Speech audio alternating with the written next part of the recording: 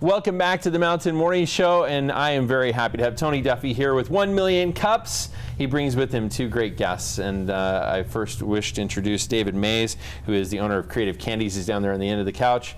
We're excited to talk to him about his concoction, as well as Matt Garner, who's here with Longboard PR. Welcome, both of you, all of you. Thank you for being here. Thanks for having us. No, this is, as always, an eclectic group you've brought in. Yeah, it's an exciting program. It is. You know, your days are always different, which is exactly what we all in this industry long for, I think.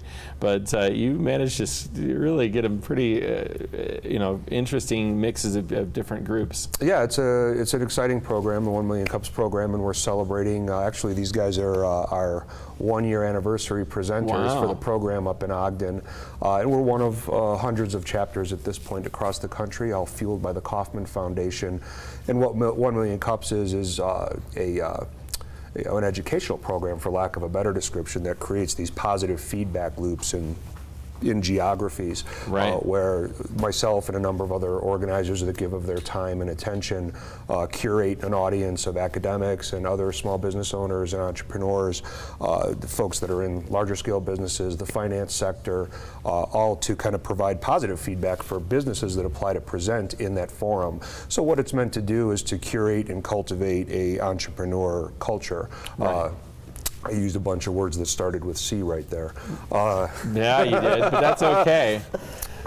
So yeah, we're excited to celebrate a year, and what we've been told, because we do have businesses that have presented at other chapters in our region, we've been told we're the best. So that's pretty excellent, and I'm not surprised to hear that.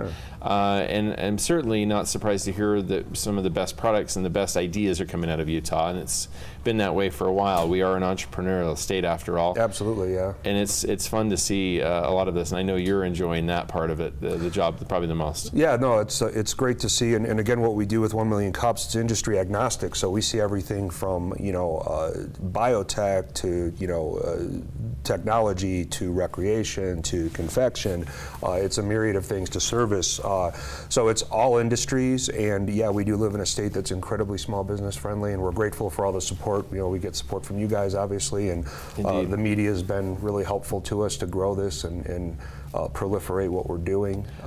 Well, a lot of this, people immediately assume, okay, so they're trying to raise capital, and that's really not the main function. The main function really is to get information and to get experience, to get help, assistance. Right. So it's to help people, work on their presentation dynamicism, to find their way to others that can help them with whatever their business might be. Like we've had folks in that were engineers that had a unique product. We've been able to find them and connect them with companies capable of producing their product, things of that nature. That's a huge step right there. Yeah, folks in food looking for kitchens so they can better produce their products, FDA kitchens or whatever. So just connecting dots so that business is taken forward and the growth is there. People are finding their way to finance through it. We've seen some loans close through, having, folks from the bank in the room. We do end up with a number of people in the room that are, looking for opportunities to mentor, that are, retired, semi-retired, had their success and want to give that back. Yeah, so.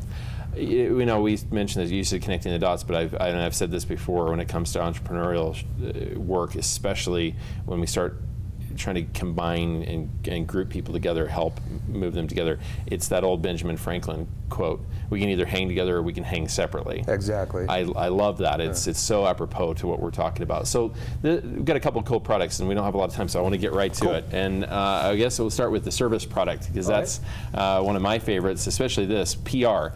So Longboard PR, tell us a little bit about where you came up with that and how long you guys are a family operation, right? We are.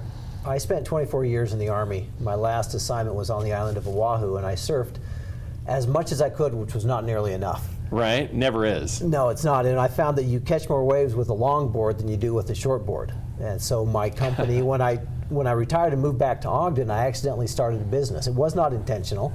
I applied for a job. I didn't get it. I'm happy about that now.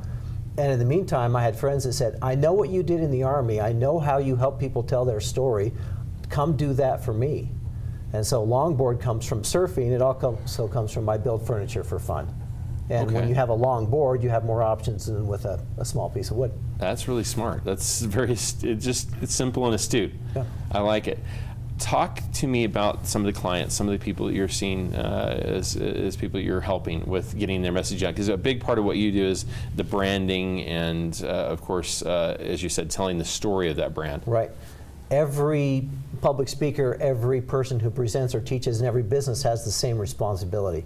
It's to gain and maintain their audience's attention, whether their audience is someone they're speaking to or whether it is their customers. And you do that by focusing on where they are, not where you are. People don't care that your business exists unless they understand how it will make their personal life better. And so we go in and we help people become better speakers and better presenters. And we also help companies market themselves by helping them understand the message that their customers want to hear rather than what they want. People frequently will tell us when we go in and talk to a business owner, what do you want people to know about you? And they'll say, well, we want people to know that we exist. Wow, They that's don't kind of care. obvious, yeah. Yeah, they don't care. They want their life to be better. They want you to help them with their problems and their needs. Yeah. And then we go out and do the research and find out what that is, and then help the business owner or the speaker communicate that to them in a way that they want to hear it. You know, I find with companies and doing something like this myself on the outside world, that an awful lot of the time the interest is kind of off kilter just a little bit. Like you said, the messaging may be, you know, I want someone to know that we make gluten-free bread. When what we really want them to know is, yeah, we make good gluten-free bread. Maybe you need to talk about the fact that most gluten-free bread isn't good tasting. And so there's the little tiny tweaks that need to occur to really tell the story that you want them to hear as opposed to what you think they'll hear. Right. Businesses get caught up in that all the time of, well, this is the message. Well, yeah, but is that how it's going to be interpreted? Right. Right? There's a little difference there. And on the individual level with people's generally their biggest fear is public speaking. Right. They're more afraid of that than they are of death. I mean, Jerry Seinfeld looked at it and he said people would rather be in the casket at the funeral rather than at the podium delivering the eulogy. They'd rather be dead than having to speak. But a lot of people are promoted into a position that requires them to speak either internally with their company or externally into marketing.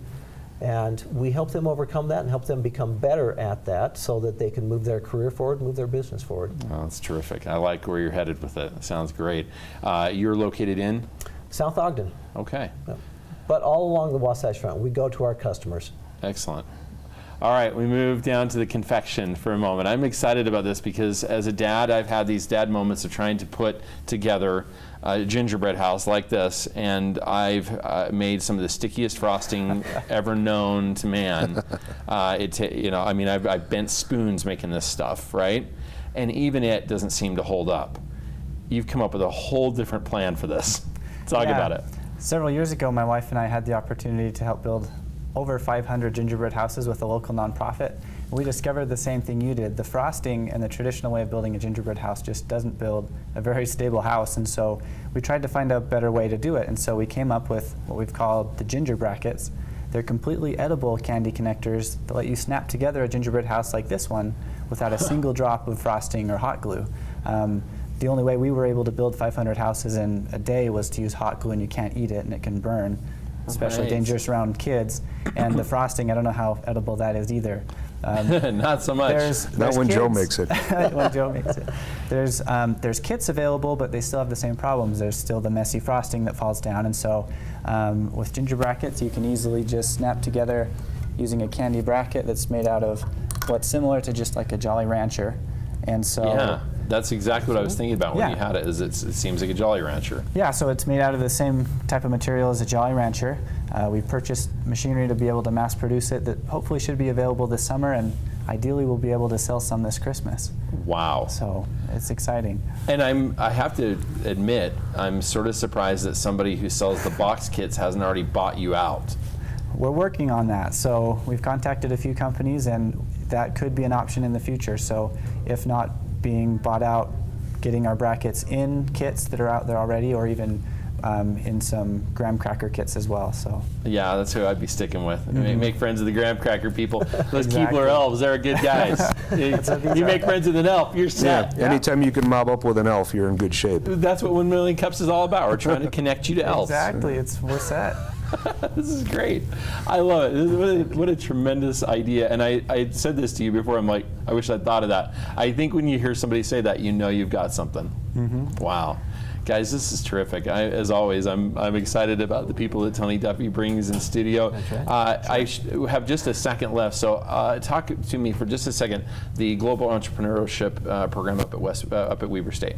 Yeah, so I'm an ambassador for Weber's Hall Global Entrepreneurship Center, and it's a really exciting program. It offers several competitions for students. There's a pitch contest, there's a business plan contest, and there's an outdoor recreation themed contest that we recently held, and got to thank Tony for being a judge at that this year. And along with that, we have a minor in entrepreneurship that you can finish in 3 semesters. And along with that minor, not counting any money that you can win in the competitions, you can actually receive up to $15,000 to start a business through the minor. So it's a really exciting program. That is exciting. David Mays with Creative Candies and Matt Garner, Longboard PR. Tony Duffy, 1 Million Cups. And this particular event, this one's on Wednesday, May 3rd. Yep, Wednesday, May 3rd, so we're the first Wednesday of every month we do our event. Startup Ogden, Weber State Downtown, 1millioncups.com/Ogden if you want to attend, apply to present, get involved in our organizing committee. We have people from academia, people like me that are serial entrepreneurs that just like to be terrified all the time, folks from the finance sector, academics. It's a wonderful group, continues to kind of revolve and evolve, and we're really excited about the future and the direction of things in northern Utah. Lots going on. You're moving a lot of people through and helping them with their 1 million opportunities. We with 1 appreciate it Million as Cups. always. Thank you. We got a lot more coming up here in the Mountain Morning Show. The Utah Red Cross is here. We will be right back.